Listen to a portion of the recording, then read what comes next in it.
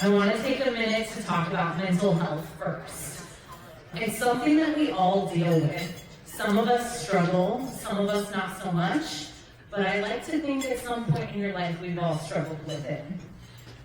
The bad thing about mental health is that we tend to not talk about it. We tend to stigmatize it. When someone asks if we're okay, it seems to be easier to just say I'm fine and go about your day. While that's totally okay, in some cases it's not, because there are people around you asking if you're okay or how your day is, because they truly do care. And if you're telling them that you're fine and you're really not, they might take you at face value. 4 years ago, my world changed in a way that I never imagined.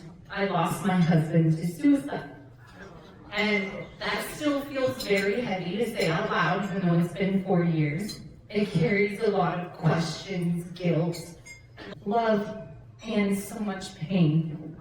Through the pain, though, I learned a very powerful lesson.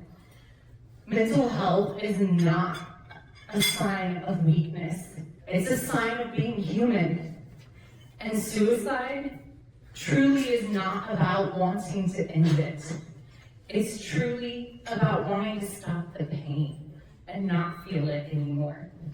I'm standing up here sharing this with you today, not because I have all the answers, but because I just want you to know that there's proof out there that healing is possible. I want you to know that even in your darkest moments, you can always find light. And sometimes that light might not be for 4 years. But as long as you're willing to fight through it, you have a purpose.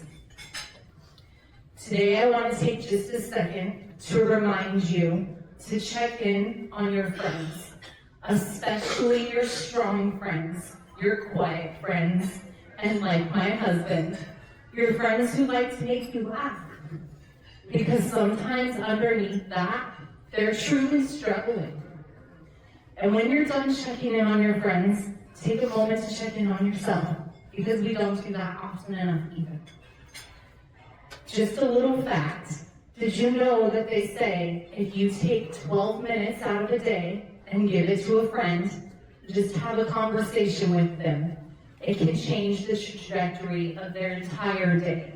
It can change their mood and possibly even their week.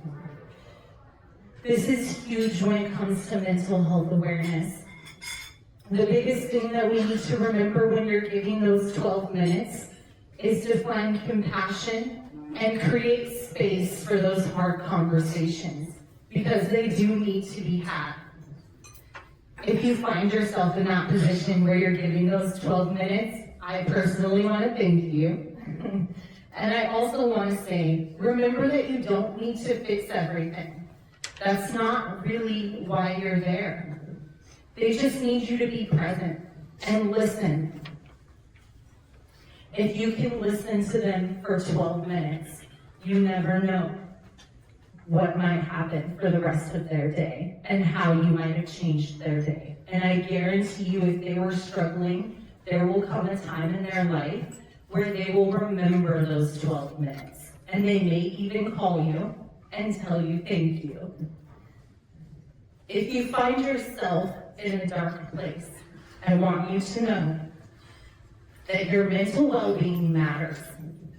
Every thought, every struggle, every emotion that you deal with, it matters.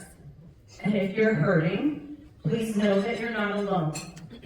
There is help, there is hope. Please reach out and talk to someone. Your presence is needed in this world, and that's why you're here. Now, if you take a look on your table, there's a piece of paper, and it says 988 on it. 988 is the National Suicide Hotline number. Not only is it a hotline number that you can call, but if you feel like you don't want to have a conversation talking, you can text that number. I urge anybody who is in a dark place to please utilize that number, or find a friend to talk to if that will help. I also urge each of you that if you find yourself giving those 12 minutes and you realize that this person is in a very dark place and you're not able to help them, please pass that number along and please walk with them until they find the help that they need. Thank you all so much, and remember that just 12 minutes can change somebody's day.